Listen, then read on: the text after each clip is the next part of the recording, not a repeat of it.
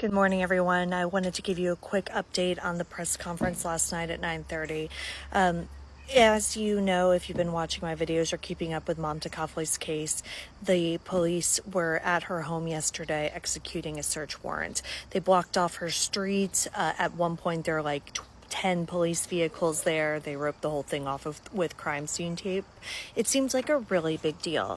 And the search, I'm sure, was a really big deal, and I hope they found, whatever they were hoping to find. I went live at 9:30 for the press conference because I thought it was going to be an important press conference. It turns out that the press conference was basically the equivalent of this meeting could have been an email. The police chief didn't really have anything to say, but he did kind of let some information loose at the end that I don't know if he meant to. The one important thing he did say during the actual scripted part of, the press conference was that they have executed 10 search warrants in this case. So this was just one of those 10. So they had 10 search warrants in this case, which is very good. And when he says search warrants, I know you're like 10, we've only seen them at the house once. I would like to say that police in the early days of the investigation were visiting the house. According to Naresh, her husband, were visiting the house multiple times per day.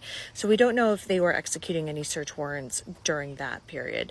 The search warrants he's referring to could also mean electronic search warrants. So those are warrants for his phone, for the computers, for Mamta's phone records, all of that kind of stuff would be probably included in what he's referring to in that. And that's all good because, like I said, I think that a lot of the evidence in here is going to end up being electronic. The other thing that I think he slipped and said is that the husband, Naresh Bhatt, is a person of interest now officially. That is the first time the police have called him a person of interest. And that's important. That's an important distinction for the police to make. They also said that he is no longer cooperating with the investigation. This is also a change because up to this point, not that the Manassas Park Police has really said much, but up to this point when they have spoken, they have said that he has been cooperative. So that has now changed. And so I think what we have is a real turning point in the investigation.